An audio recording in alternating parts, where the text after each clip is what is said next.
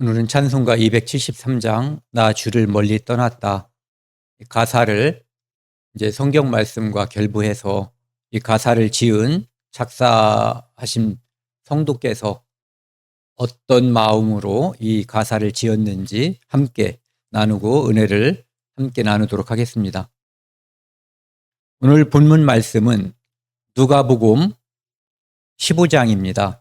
그 중에서 이제 18절에서 20절까지 우선 함께 읽겠습니다. 같이 읽겠습니다. 내가 일어나 아버지께 가서 이르기를 아버지 내가 하늘과 아버지께 죄를 지었사오니 지금부터는 아버지의 아들이라 일컬음을 감당하지 못하겠나이다. 나를 품꾼의 하나로 보소서 하리라. 이에 일어나서 아버지께로 돌아가니라. 아직도 거리가 먼데 아버지를 그를 보고 측은히 여겨 달려가 목을 얹고 입을 맞추니. 함께 기도하시겠습니다. 하나님 아버지 감사합니다. 저희들에게 복음을 주셔서 하나님이 살아계심과 예수 그리스도가 우리의 구세주임을 알고 믿을 수 있도록 성령을 주셔서 이 자리에 함께 할 수 있는 영광을 주시니 더욱 감사드립니다. 오늘은 특별히 기쁜 날입니다. 이만희 목사님 부부가 함께하고 이혜영 자매님 가족이 함께 할 수 있어서 더욱 감사드립니다. 오늘 하나님의 말씀, 우리가 흔히 말하는 돌아온 탕자를 함께 나누는 시간입니다. 이 시간 함께 해주셔서 처음부터 끝까지 하나님께만 영광이 돌아가는 시간 될 수 있도록 도와주십시오. 이 모든 말씀 우리를 사랑하시는 예수 그리스도 이름으로 감사하며 기도드렸습니다. 아멘. 이 부분은 뒤에서 다시 살펴볼 거라서 넘어가겠습니다. 찬송가 여기입니다. 나 주를 멀리 떠났다. 제목이고요. 273장. 이것은 이제 회개와 용서. 회개는 죄인이 자기 고집대로 쭉 가던 길을 하나님 말씀에 감동을 받아서 돌이키는 거예요. 하나님께 돌아가는 거가 회개하는 거거든요. 그러면 그 사람이 얼마나 많은 죄를, 가짓수가 얼마나 많은지, 죄질이 얼마나 나쁜지 그걸 따지지 않고 하나님은 모든 사람을 언제나 용서할 준비가 되어 있다. 이미 용서하셨다라고 하는 것을 성경에서 말씀하고 있거든요. 그래서 회개하면 하나님께서 용서하신다. 아니, 이미 용서하고 회개한 사람을 기다리고 있다라고 하는 것을 이 찬송가에서도 이야기하고 있습니다. 여기 보시면 안 보이죠? 여기는 있잖아요. 뭐라고 써 있냐면은 coming home, 집으로 이제 돌아가는 거. 그 다음에 요 위에는 뭐라고 되어 있냐면은 이제 영어로 써 있는데 나는 하나님으로부터 멀리 떠나 방황했습니다. 라고 되어 있어요. 그러니까 이 땅에 사는 모든 사람들은 나면서부터 죄인이거든요. 그러니까 태어날 때부터 하나님을 떠난 채로 태어나는 거예요. 그래서 어느 날 그가 살다가 말씀을 통해서 아, 내가 하나님으로부터 벗어나 있구나, 멀어져 있구나, 죄인이구나 하는 것을 깨달았을 때 그가 죄인은 하나님 앞에 심판받을 존재잖아요.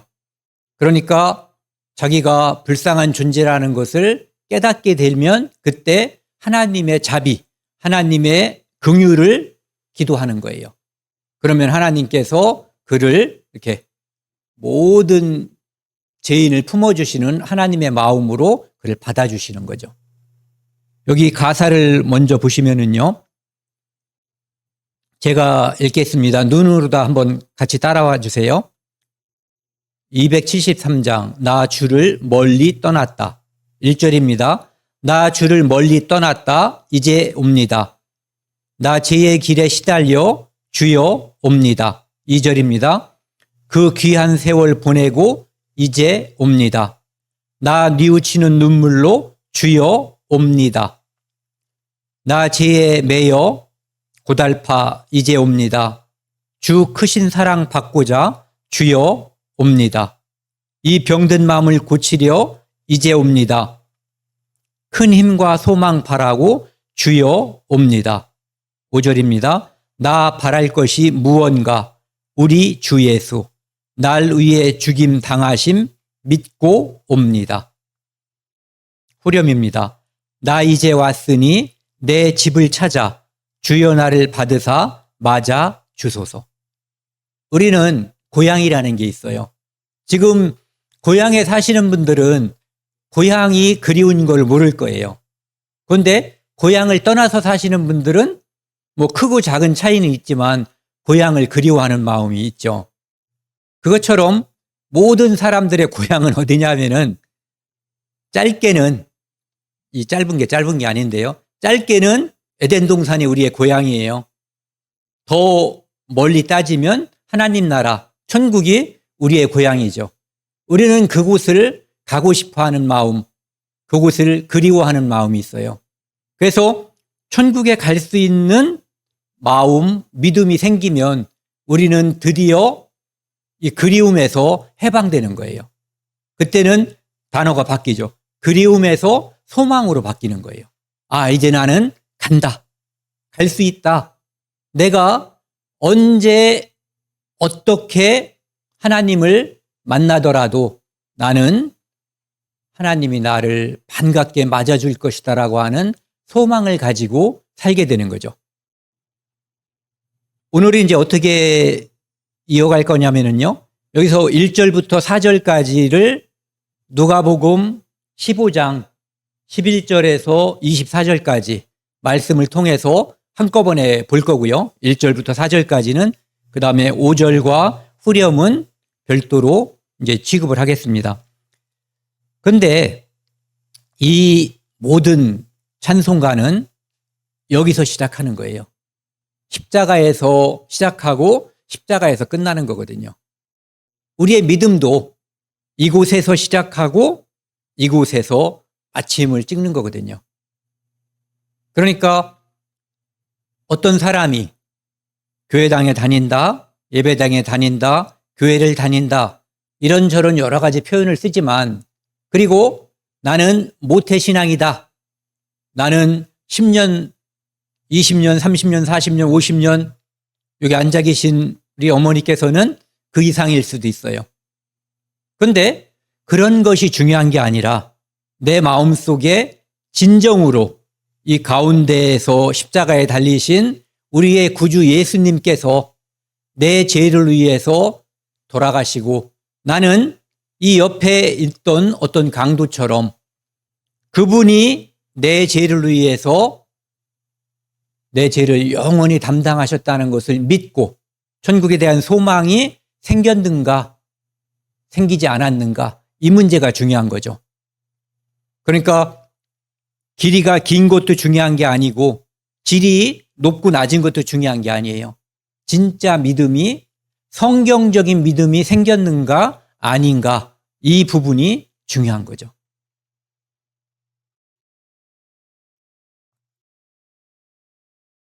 오늘 이야기는 이제 누가복음 15장 사실은 1절부터 시작을 하는데 오늘은 이제 14절부터 24절 말씀 기도를 하시면서 들으시면 좋겠어요. 예수님께서 이제 죄인들 있잖아요. 죄인들과 함께 어울려서 먹고 마신다라고 하는 비난을 당하신 거예요. 그래서 예수님께서 이제 두 가지 비유, 그 다음에 여기 나와 있는 이것이 세 번째 비유거든요. 처음에는 양을 100마리 키우는 사람이 한 마리를 잃어버렸는데 그 한 마리를 찾기 위해서 애쓰다가 찾으면 기뻐하고 잔치를 한다.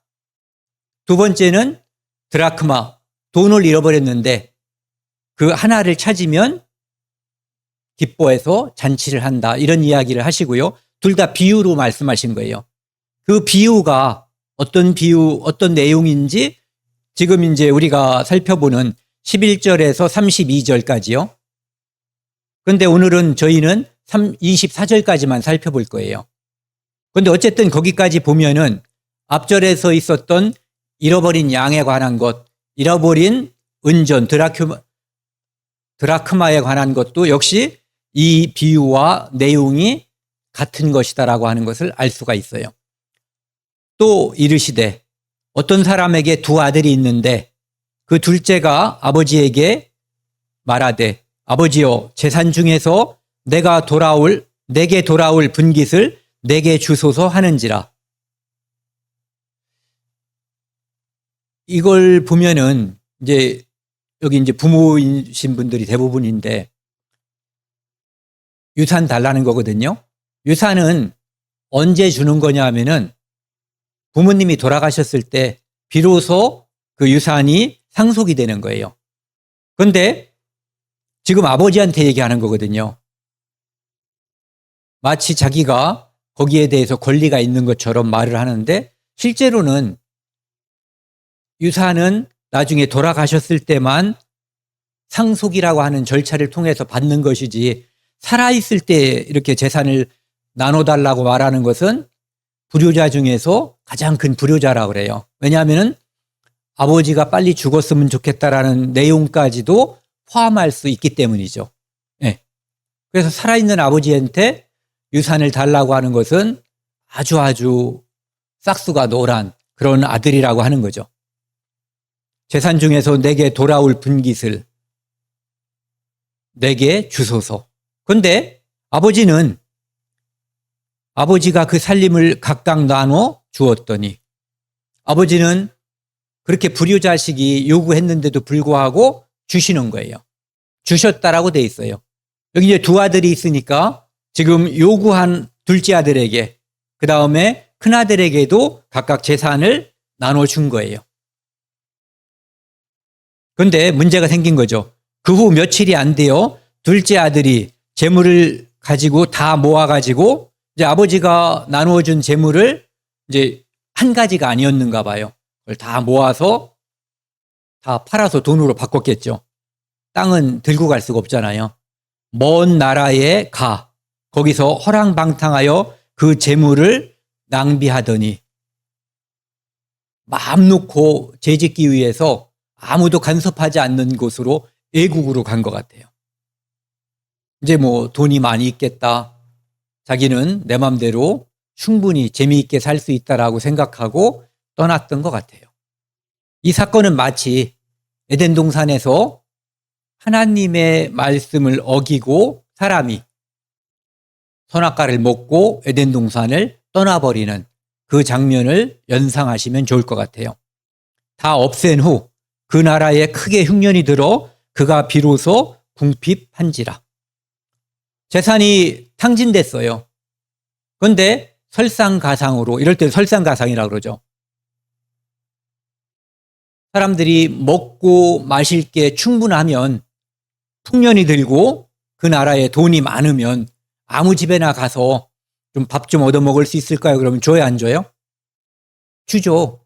그런데 내가 먹을 것도 없을 정도로 흉년이 들어버리면 남에게 나눌 것이 없고 그러다 보면은 인심이 각박해지는 거죠. 그런 상황이 된 거예요.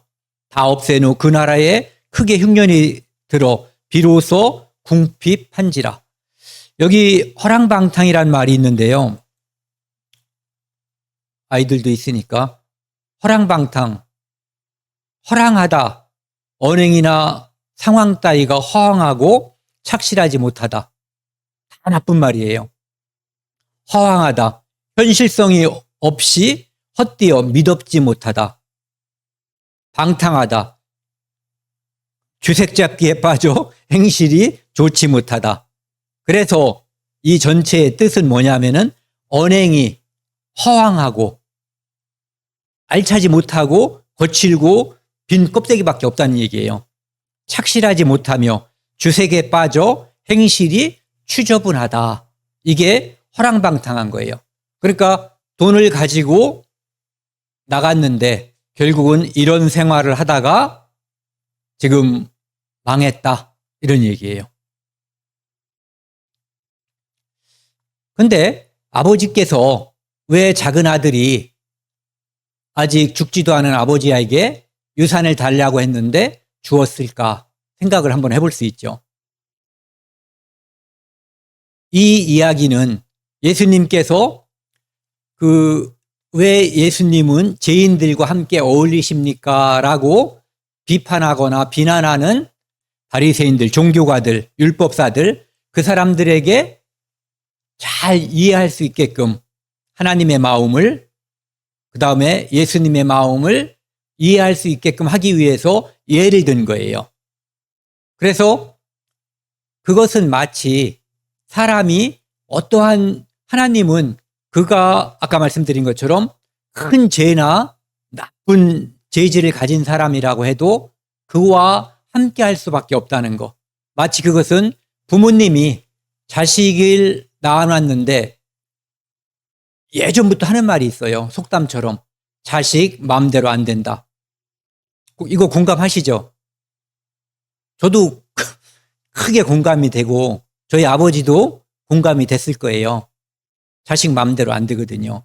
어떤 사람들은 자식들이 큰 잘못을 저지르면 저거를 왜 낳았냐고 누가 비난하는 사람들도 있어요. 그런데 그 사람의 자식도 그 못지않게 그런 잘못을 할 수도 있는 거예요. 하나님은 사람에게 자유를 주셨어요. 그 자유는 물론 나쁜 짓을 하라고 준 건 아니에요. 하지만 하나님께서 자유를 주신 것은 선이든 악이든 선택할 수 있게 해주신 거예요. 그리고 그 자유에 따른 책임을 지게 해주신 거예요. 그런데 만약에 하나님께서 자유를 주지 않았다면 너는 선악과를 먹을 수가 없어. 먹지 못하게 선악과 주변을 봉쇄해버렸다든지 아니면 사람들한테 족쇄를 채워가지고 선악과 가는 데까지는 못 가게 한 5m쯤 떨어뜨려서 움직일 수 있게 해놨다면 그것은 하나님께서 사람에게 진정한 자유를 허락하지 않으신 거죠. 하나님은 사람에게 자유를 허락해 주신 거예요. 그리고 여기 나와 있는 아버지도 그 둘째 아들에게 또는 물론 큰아들에게도 자유를 허락해 주신 거예요. 그를 존중하는 거죠. 존중하지만 그 책임을 질 수 있게 해주시는 거예요. 그러니까 사람은 하나님께서 로봇으로 만든 게 아니에요. 입력하고 입력된 대로 움직이고 그럼 책임질 게 없죠. 네. 그런데 사람은 자유를 주셨고 자유의지라고도 하잖아요. 그걸 주셨기 때문에 그가 원하는 행동을 하고 그 원하는 행동에 따른 책임을 그에게 돌리는 거예요. 자유가 없으면 책임이 없는 거예요. 그런데 이 이제 아들이 궁핍하다고 되어 있잖아요. 어느 정도까지 궁핍해졌냐 하면은 가서 그 나라 백성 중 한 사람에게 붙여 사니. 이게 지금은 이제 부잣집 도련님에서 나가서 허랑방탕하게 살다가 이제는 거의 머슴이 된 거예요. 아니, 그냥 머슴이 된 거죠. 머슴 아세요? 태연이 머슴 알아? 모르지. 일반적으로 이제 직장 다닌다고 하는 것은 어떤 회사나 이런 데에 고용이 돼가지고 일을 하고 월급을 받는 건데 머슴은 개인 집에 들어가서 종처럼, 종은 알지? 그냥 종이라고 생각해도 돼요. 종이 된 거야. 붙여 사니 그가 그를 들로 보내 돼지를 치게 하였는데 돼지를 치는 일이 왜 특별하게 언급이 됐냐 하면은 유대인들, 이스라엘 사람들에게 있어서 이 돼지라고 하는 것은 먹지 않는 짐승 또는 그 돼지를 함께 하지도 않는 꺼리는 짐승으로 하나님이 구분을 해놓은 거예요. 여기를 먼저 보시면은요.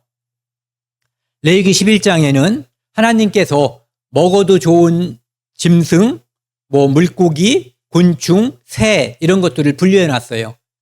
물론 이것은 건강에도 그것을 따르는 게 좋을 거라고 말씀하셔요. 그런데 실제로는 영적인 의미가 별도로 있는 거죠. 여기 7절 보시면은 돼지는 굽이 갈라져 쪽발이로 돼. 하나님은 쪽발이는 먹으라고 돼 있어요. 일본 놈을 잡아먹으라는 게 아니라 발굽이 이렇게 하나가 되어 있는 것이 아니라 갈라져 있는 요것은 먹어도 된다. 그러니까 세상과 구분이 되는 삶을 하나님께서 요구하시는 거예요. 되새김질을 못함으로. 이 되새김은 그 초식동물이 하는 거잖아요. 먹은 것을 급히 삼켰다가 다시 이제 소화를 시키고 그것으로 영양을 삼는 거거든요. 그것은 마치 이제 그리스도인들이 말씀을 되새기고 되새겨서 영적인 양식을 삼는 것으로 이제 비유할 수가 있는 거죠. 못함으로 부정하니. 어쨌든 돼지는 쪽발이지만 되새김을 못하기 때문에 깨끗하지 않다. 그러니까 먹지 말라는 거예요. 너희는 이러한 고기를 먹지 말고 그 주검도 만지지 말라. 시체, 그러니까 돼지의 고기도 먹지도 말고 만지지도 말라는 거예요. 그것은 부정하다. 깨끗하지 않다. 이것들은 너희에게 부정하니라. 그러니까 돼지를 키우는 것은 부정한 짐승을 키워서 키우는 이유는 결국은 고기를 먹기 위한 거잖아요. 그러니까 그 일 자체도 부정하고 좋지 않은 일이 되는 거예요. 그런데 이 아들은 그 일을 하게 된 거예요. 그러니까 이스라엘 사람이 할 수 있는 가장 천한 일을 그 전에 했었던 일 있잖아요. 허랑방탕한 일. 그 일에 이어서 이제는 돼지 치는 일. 가장 천하게 여기는 그 일을 하게 된 거예요. 그는 돼지 먹는 쥐염 열매로 배를 채우고자 하되 주는 자가 없는지라. 쥐염 열매가 뭔지 저는 정확히 몰라요. 이렇게 그림을 보긴 봤는데 이 주변에는 그런 게 있는지 없는지 모르겠고요. 어쨌든 돼지가 먹는 음식, 우리나라에서는 예전에, 요즘은 집단적으로 돼지를 이제 큰 규모로 대규모로 키우지만은 제가 어렸을 때는 한 집에 한 마리 두 마리 이렇게 돼지를 키웠단 말이에요. 그때는 주로 사람이 먹고 남은 꾸정물, 짬밥 뭐 이런 종류의 음식들을 주어서 돼지를 키웠어요. 사육을 한 거죠. 돼지 주려고 모아놓은 그 구정물을 사람이 먹을 수 있어요, 없어요? 죽게 되면 먹을 수 있을지 모르지만 일반적으로 그것은 먹지 않는 더러운 거거든요. 그러니까 쥐염 열매도 일반적으로 사람이 먹지 않는 음식이라고 봐야지 되는 거예요. 그런데 문제는 그것마저도 배를 채울 수 없었다는 얘기예요. 그러니까 부모님은, 아버지는 매우 풍족했고 그가 받은 유산도 풍족했는데 이제는 정말로 천박하게 된, 궁핍하게 된 아주 거지 중에 한 거지가 된 거예요.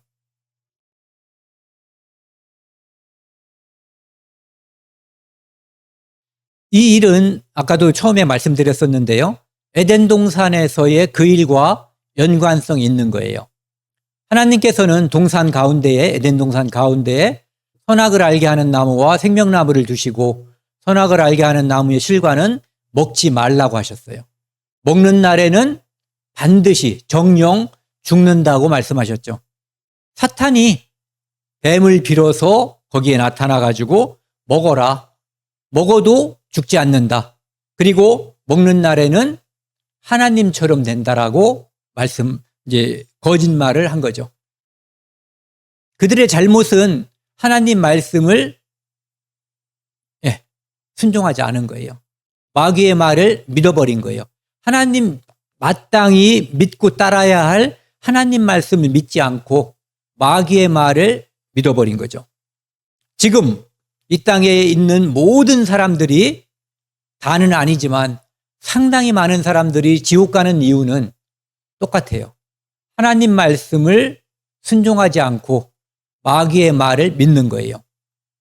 하나님은 정령 죽으리라.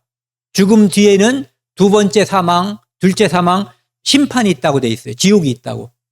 마귀는 죽으면 그만이다라고 지금도 거짓말시키고 있죠. 죽으면 그만이다라고 믿고 있는 사람들이 지금 훨씬 많아요. 죽으면 심판이 있고 지옥이 있다라고 믿는 사람보다 죽으면 그만이라고 믿는 사람이 더 많아요.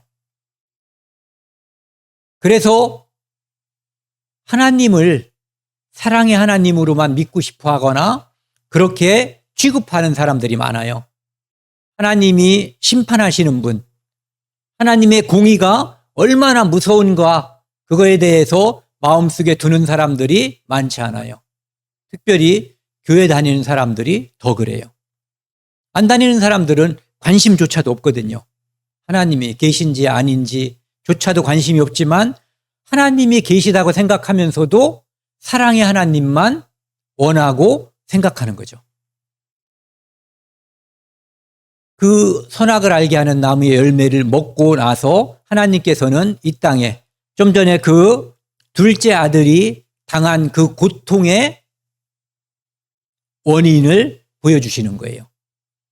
여자에게는 내가 임신하는 고통을 크게 더하리니 내가 수고하고 자식을 낳을 것이다. 자식을 낳아보신 분들은 이게 무슨 뜻인지 알 거예요. 어떤 분들은 그래서 나는 제왕절개 했다고 그러는데요. 제왕절개 해도 그 고통은 다 당하게 되어 있어요. 그 다음에 남자의 아담에게는 뭐라고 되어 있냐면은 땅은 너로 말미암아 저주를 받고 풍족했던 그 땅이 풍족했던 그 가정에서의 풍성함이 그 아들이 아버지를 떠남과 동시에 나중에 가난해지고 궁핍해졌잖아요. 그것처럼 땅은 너로 말미암아 저주를 받고 너는 평생에 수고하여야 그 소산을 먹으리라. 수고하면 먹을 수 있어요. 근데 늘 땅은 수고, 땀을 흘려야만 먹고 살게 돼 있는 것이죠. 아무것도 안 하는데 먹고 사는 것처럼 보이는 사람도 있어요.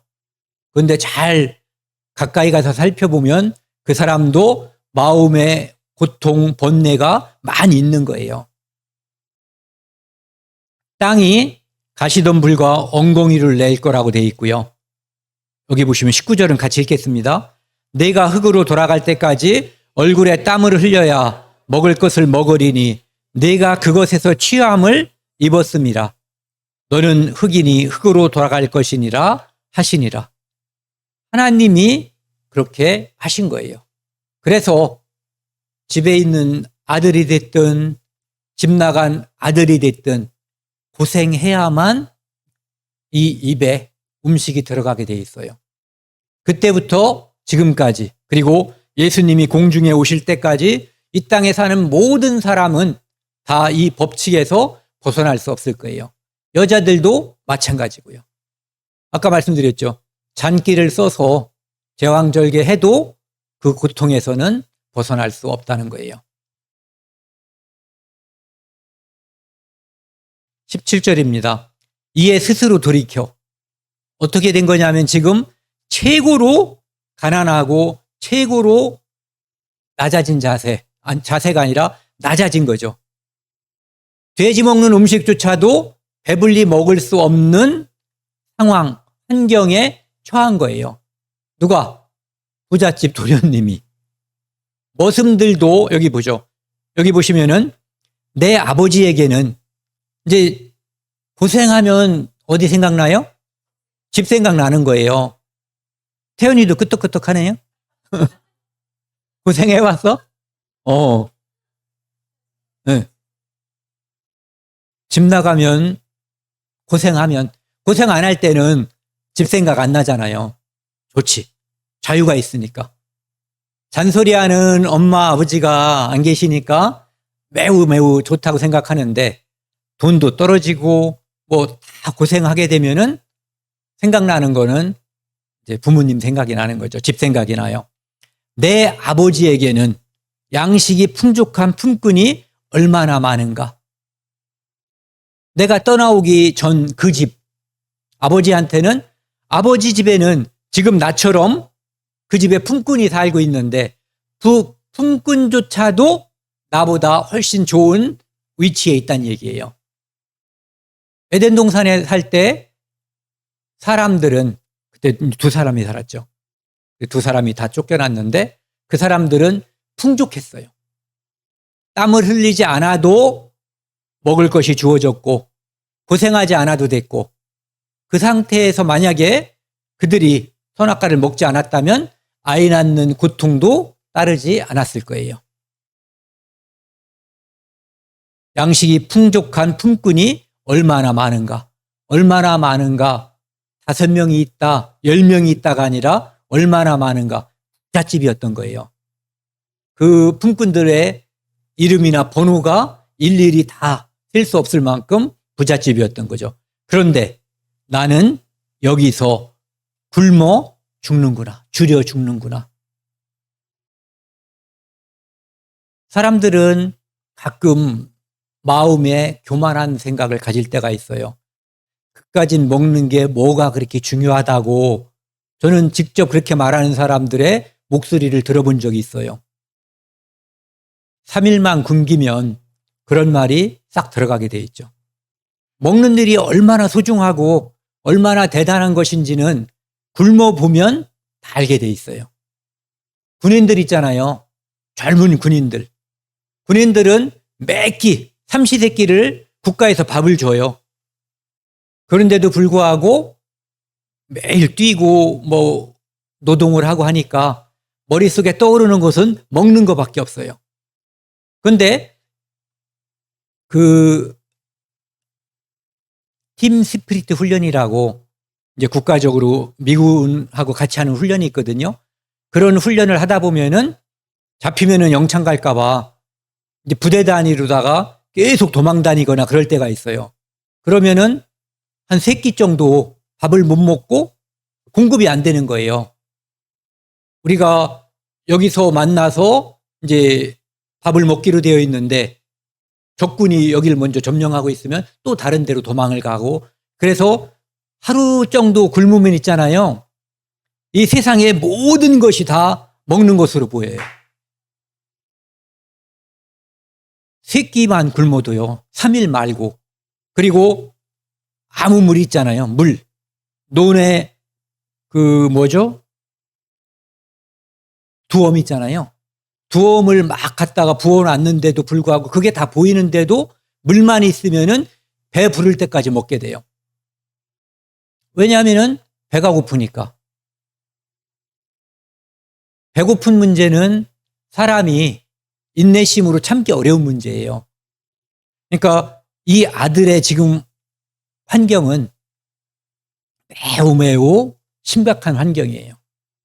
나는 여기서 돼지도 배불리 먹는데 나는 도련님을 굶어 죽는구나. 이 상황이 된 거예요. 내가 일어나 아버지께 가서 이르기를 혼자 연습해 보는 거예요. 아버지, 내가 하늘과 아버지께 죄를 지었사오니 지금부터는 아버지의 아들이라 일컬음을 감당하지 못하겠나이다. 나를 품꾼의 하나로 보소서 하리라. 그러니까 마음속으로 또는 겉으로 해봤는지도 몰라요. 아버지한테 가면은 나는 이렇게 말해야지. 왜? 염치가 없는 거예요. 아버지를 죽은 사람 취급하고 유산을 챙겨갔는데 가서 돈을 더 벌고 부자가 되거나 아니면 현상 유지라도 아니면 집에 올 차비라도 남겨둔 그런 상황이 아니라 거지증의 상거지가 된 거예요. 이제는 집으로 돌아가서 품꾼이 되고자 하는 그런 마음까지 된 거죠. 이 상태가 되면 사람들은 고향, 아까 말한 집을 찾게 돼 있어요. 많은 사람들이 어려움에 처해 있을 때 또는 사람들이 말하는 의사들이 포기한 병들 있잖아요. 네. 시한부라는 그런 것들. 그런 병에 걸린 다음에 하나님을 믿게 되는 경우가 꽤 있어요. 저는 그런 경험을 하지 않고 이제 하나님을 믿게 됐는데 그런 분들이 지금 이 거지가 된 작은 아들과 같은 심정이겠죠. 아, 이제 나는 굶어 죽는 게 아니라 이제는 병 때문에 죽게 된 거예요. 내가 나를 지켜줄 거라고 생각했었던 돈. 근데 이 돈을 아무리 주어도 의사가 안 된다는 거예요. 그리고 지금까지 그렇게 아꼈던 내 몸, 내가 온갖 맛있는 걸 먹고 좋다는 음식들을 먹고 했는데 그것이 다 소용없다라고 의사가 판정해 준 거예요. 근데 사람은 죽음에 닥치면 두려움이 생기게 돼 있어요.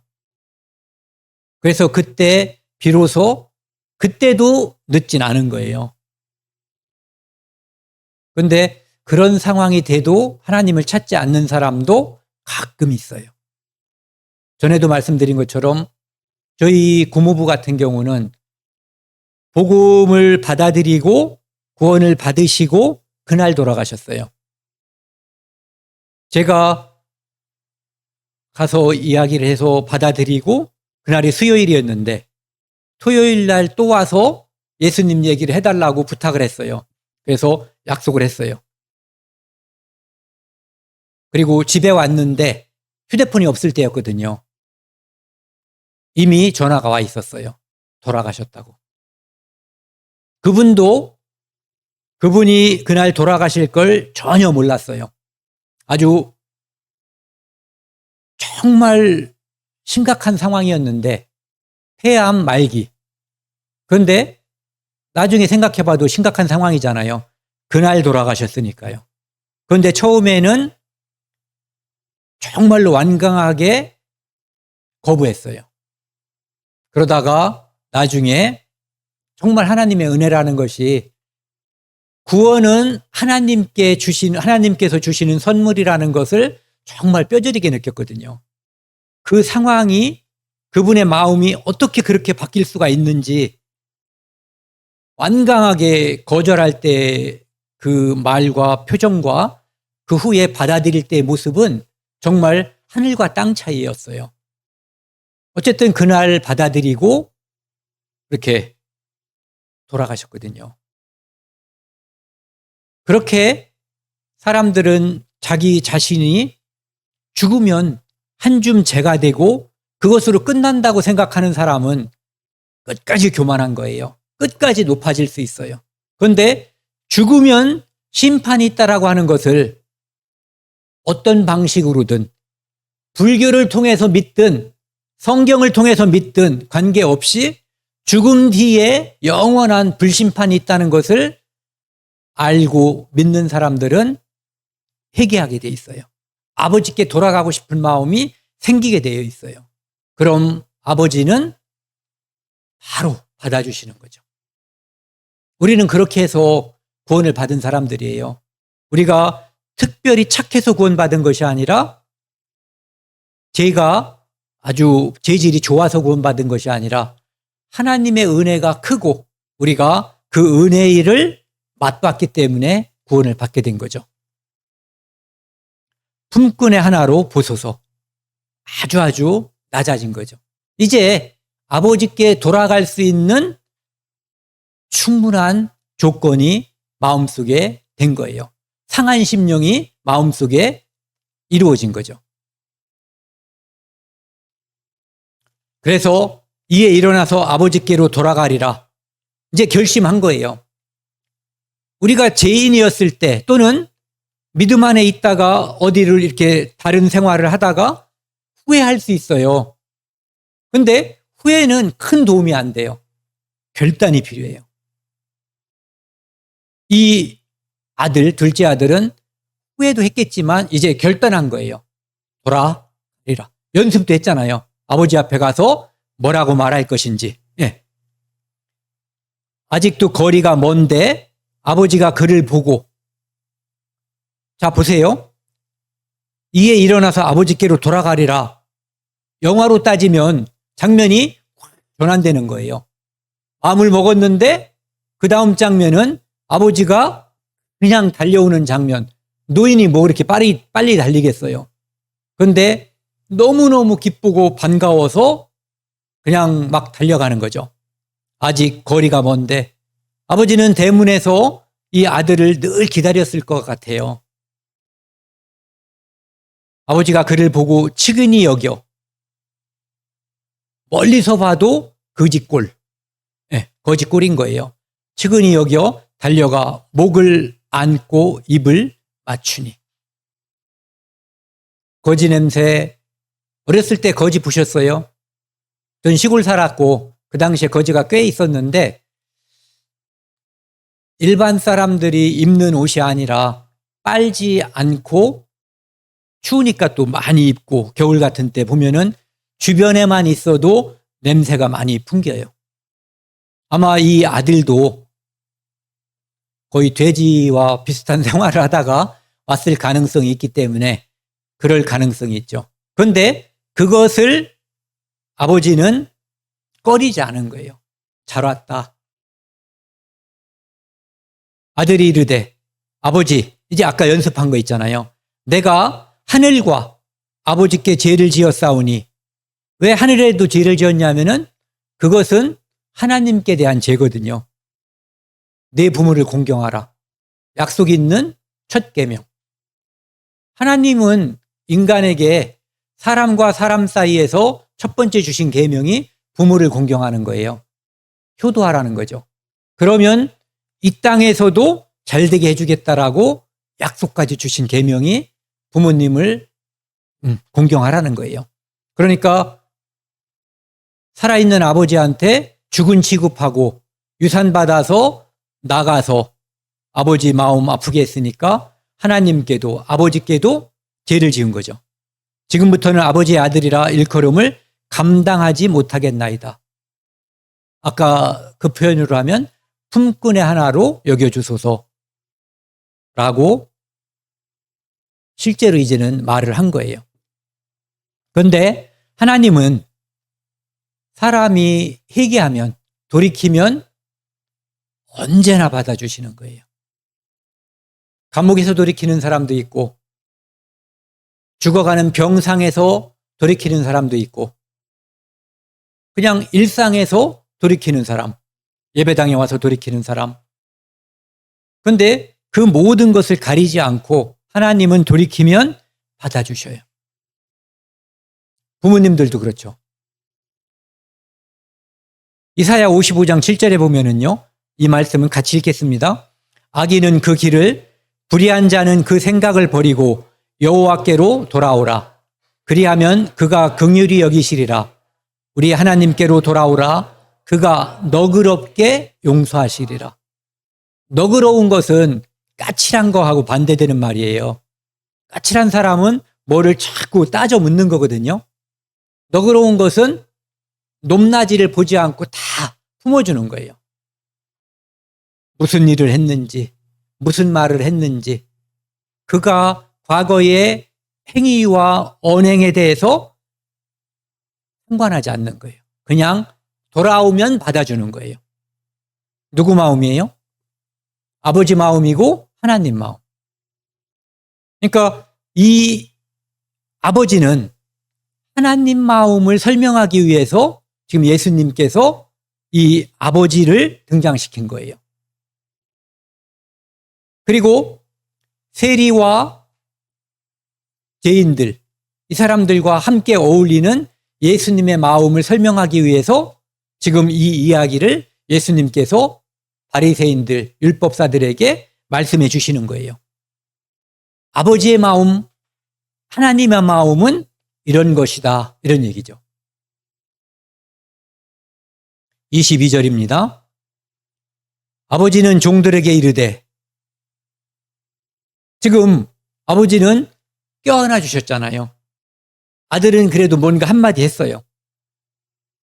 아버지는 말하지 않고 그냥 받아주신 거예요. 돌아왔기 때문에. 회개하면 받아주시는 거예요. 아니, 이미 받아주시기 때문에 회개하고 돌아갈 수 있는 거예요. 제일 좋은 옷을 내어다가 입히고, 아들이 돌아오면 주려고 준비한 옷이 있었을 거예요. 손에 가락지를 끼우고 발에 신을 신기라. 여기 한번 보실래요? 이 어떤 학자가 이렇게 설명을 해놨더라고요. 제일 좋은 옷. 그러니까 첫 번째 줄 두 번째 줄. 첫 번째 줄은 아버지의 마음으로 한번 보시고요. 두 번째 줄은 하나님의 마음에서 보세요. 제일 좋은 옷, 부끄러움을 가리고 존귀한 신분을 되찾게 하는 의의 옷을 상징한다. 그러니까 지금 원래 종으로다가 머슴이 됐었잖아요. 그리고 이 사람이 올 때도 종의 하나로 삼아주길 바라고 왔잖아요. 그런데 아버지는 그에게 부끄러움의 상징인 종이 없는 옷을 벗기고 그 위에 입힌 거죠. 그리고 존귀한 신분, 아들이라고 하는 신분을 되찾게 해주신 거예요. 이사야 61장 10절에 있는 것처럼 구원의 옷, 의의 겉옷을 우리에게 입혀주신 하나님과 같이 똑같이 한 거죠. 죄인의 상태가 아닌 하나님의 자녀로서 명예를, 신분을 회복시켜 준 거예요. 두 번째, 가락지. 아들에게 주어지는 권위와 권한의 회복을 상징한다. 지금은 좀 전엔 종이었는데 이제는 아버지가 받아주는 순간 아들이 된 거예요. 상속자가 된 거예요, 또.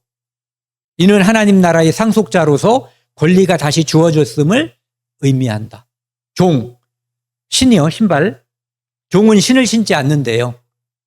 그래서 신은 자유인의 신분을 상징한다.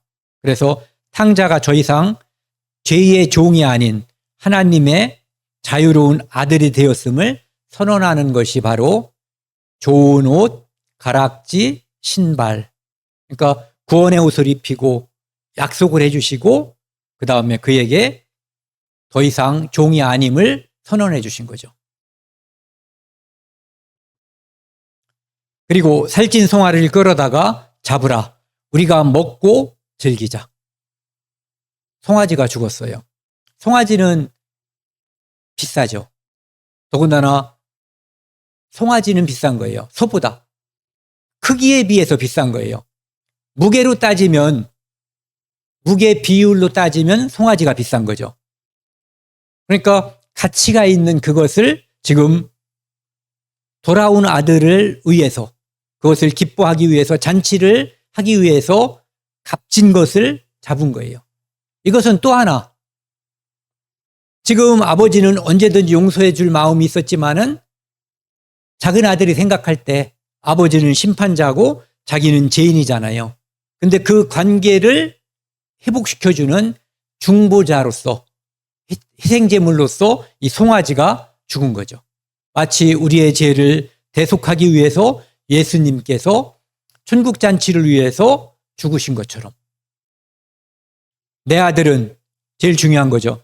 내 아들은 죽었다가 다시 살아났으며, 나를 한번 생각해 보세요. 나의 지금 현재 구원받은 신분을. 나는 죽었다가 다시 살아났으며 나는 잃었다가 다시 얻었노라. 하나님 앞에서 내가 그런 거죠. 내 아들은 죽었다가 다시 살아났으며 내가 잃었다가 다시 얻었노라. 하나님이 우리 각자를 볼 때 이 마음이실 거예요.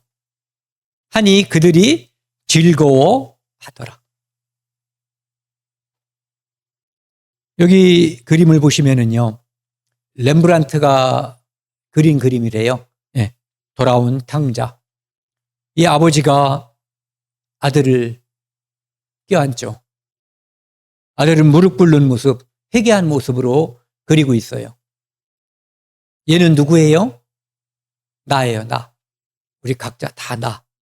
이분은 하나님이시고 언제나 돌아가면 좋은 옷을 입혀주고 가락지를 끼워주고 신을 신겨주시는 그분이에요. 목욕을, 저는 어제 그 생각을 했어요. 이 말씀을 같이 이렇게 쭉 상고하면서 목욕을 안 신기고 목욕을 안 하고 옷을 입혔네. 그렇죠? 목욕을 안 하고 입히는 게 이 구원을 받는 모습으로 볼 때 맞는 것 같아요. 우리는 씻겨진 그것이 아니라, 우리의 목욕을 해서 내가 깨끗해지는 것이 아니라 그분이 지어주신 옷, 구원의 옷, 예수 그리스도의 피가 덧입혀짐으로써 우리가 깨끗해지는 것이지 내가 나를 깨끗게 함으로써 깨끗해지는 게 아니거든요. 그리고 하나님이 나를 바라볼 때 그 옷 때문에 나를 의롭다고 깨끗하고 보는 것이지, 깨끗하다고 보는 것이지 내 안에 깨끗한 것이 있는 게 아니거든요.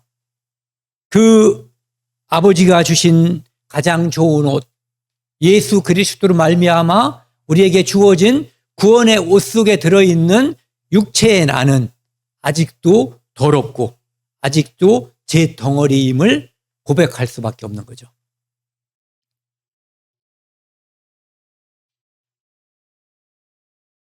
사람이 하나님 앞에요.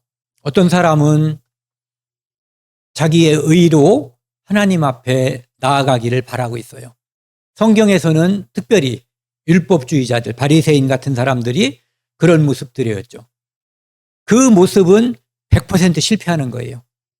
이 땅에 지금 살고 있는 사람들 중에서도 내가 의로워서 내가 다른 사람들보다 더 착해서 하나님 앞에 의롭다고 인정받으려고 하는 그 모든 시도는 100% 실패하는 거예요. 모든 사람이 실패하게 돼 있어요. 하나님 앞에 인간은 죄인이었어요. 태어날 때부터. 죄악 중에 출생했거든요. 모친이 나를 죄 중에 잉태했어요. 엄마도 죄인이었고 나도 죄인이었어요. 거슬러 올라가면 모든 인류가 다 에덴 동산에서 쫓겨날 때 죄인이었기 때문에 쫓겨났던 거예요. 그리고 예수님의 족보를 보면은 다말이라는 여자가 나오고 라합이라는 여자가 나오고 룻이라는 여자와 남의 아내 우리아의 아내가 나와요. 이 족보는 죄인이거나 또는 이방인 또는 사람들이 볼 때 깨끗하다고 봐줄 수 없는 그런 모습들을 통해서 이 땅에 예수 그리스도가 오신 거예요. 그러니까 내가 깨끗하다, 나는 특별히 올바로 살았다, 그것을 통해서 하나님께 나아갈 수는 없다는 거죠. 아까 말씀드린 것처럼 이 이야기의 발단은 여기서부터 시작되는 거예요. 모든 세리와 죄인들이 말씀을 들으러 가까이 나오니 세리와 죄인들은 예수님께 나왔어요. 그런데 실상 백성들의 종교 지도자라고 할 수 있는 바리새인 서기관들은 그 일을 수근수근거린 거죠. 이 사람이 죄인을 영접하고 음식을 같이 먹는다. 비난한 거죠. 어떻게 하나님에게로 온 자가 죄인들과 함께 하느냐라고 비아냥거린 거예요. 그래서 예수님께서 비유로 말씀하신 거예요. 어떤 이야기를? 처음에는 잃어버린 양 이야기, 두 번째는 잃어버린 드라크마 이야기를 한 거죠. 그러면서 결론은 7절에 보면은요, 내가 너희에게 이르노니 이와 같이 죄인 한 사람이 회개하면 하늘에서 회개할 것이 없는 의인 99으로 말미암아 기뻐하는 것보다 더하리라. 그러니까 내가 하나님께 돌아갔을 때 하늘에 잔치가 있었을 거라는 거죠. 우리 모두 다. 또 밑에도요, 10절을 보면은 내가 너희에게 이르노니 이와 같이 죄인 한 사람이 회개하면 하나님의 사자들 앞에 기쁨이 되느니라. 아이가 태어나면 그 집에 기쁨이 되죠. 그것처럼 우리가 거듭나면 하나님의 자녀가 되면 하늘에 기쁨이 되는 거예요. 그러니까 우리는 하나님께 기쁨을 준 사람들이죠. 그리고 우리가 태어남으로써 우리 어머니, 아버지에게 기쁨을 준 존재들이에요. 우리가 특별히 착해서 능력 때문에 부모님께 기쁨이 된 게 아니에요. 태어났기 때문에 기쁨과 즐거움이 됐던 거죠. 에스겔 18장 23절 보면은요, 같이 읽겠습니다. 주 여호와의 말씀이니라. 내가 어찌 악인이 죽는 것을 조금인들 기뻐하랴. 그가 돌이켜 그 길에서 떠나 사는 것을 어찌 기뻐하지 아니하겠느냐. 이것을 기뻐하신다는 얘기죠. 그러니까 우리는 기쁨의 존재들이에요.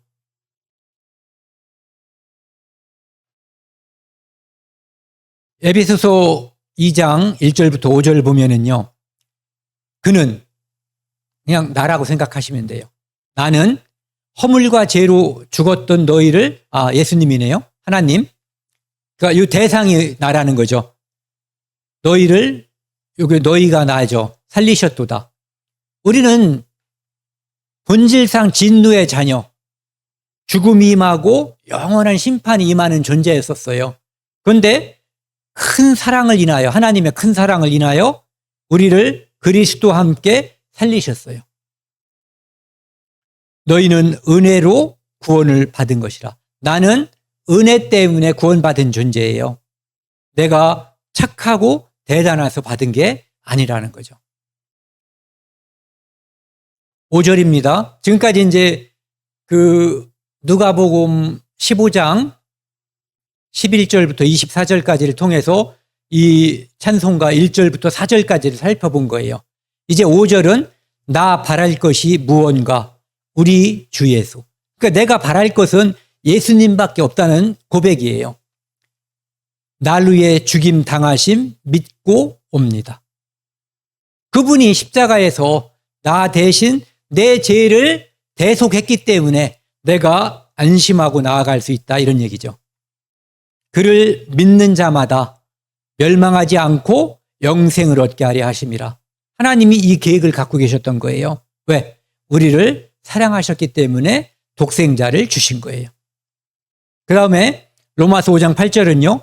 우리가 아직 죄인되었을 때 하나님은 미리 준비하신 거예요. 그리스도께서 우리를 위하여 죽으심으로 하나님께서 우리에 대한 자기의 사랑을 확증하셨느니라. 전에도 말씀드린 것처럼 로마서 5장 8절이나 요한복음 3장 16절 말씀은 거의 같은 말이에요. 그 다음에 이사야 53장 5절 말씀 같이 읽겠습니다. 그가 찔림은 우리의 허물 때문이요 그가 상함은 우리의 죄악 때문이라. 그가 징계를 받음으로 우리는 평화를 누리고 그가 채찍에 맞음으로 우리는 나음을 받았도다. 후렴입니다. 나 이제 왔으니 내 집을 찾아. 내 집은 이 땅이 아니에요. 사람들이 이 땅이 내 집이라고 생각하기 때문에 다른 대안을 거들떠보지 않는 거예요. 이게 전부라고 생각하기 때문에. 내 집을 찾아 주여 나를 받으사 맞아 주소서. 십자가에서 죽어가던 그 강도가 예수님께 얘기했던 거랑 똑같죠. 주 예수여 당신의 나라에 임하실 때 나를 기억하소서. 주여 나를 받으사 맞아 주소서. 오늘 네가 나와 함께 낙원에 있으리라. 그 약속, 그것 때문에 우리가 소망이 생긴 거예요. 같이 읽겠습니다. 만일 우리가 우리 죄를 자백하면 그는 미쁘시고 의로우사 우리 죄를 사하시며 모든 불의에서 우리를 깨끗하게 하실 것이요. 이것은 영원한 속죄와도 관련이 있고 우리가 매일매일 짓는 죄를 하나님께 자백함으로써 우리가 깨끗해진다는 것과 관련이 있는 거예요. 시편 51편도 같이 읽겠습니다. 하나님이여 주의 인자하심을 따라 내게 은혜를 베푸시며 주의 많은 긍휼을 따라 내 죄악을 지워주소서. 나의 죄악을 맑게 씻기시며 나의 죄를 깨끗게 제하소서. 하나님은 이미 제해 놓으셨다는 거죠. 이게 놀라운 거예요. 우리는 내가 죄인임을 깨달았을 때 하나님께 어떻게 해주세요 기도하지만 그분은 이미 우리의 구원을, 우리의 죄사함을, 우리의 거듭남을 완성시키시고 기다리고 있다는 거죠. 탕자가 돌아오기를 기다리는 아버지의 마음으로. 오늘은 여기까지 하겠습니다.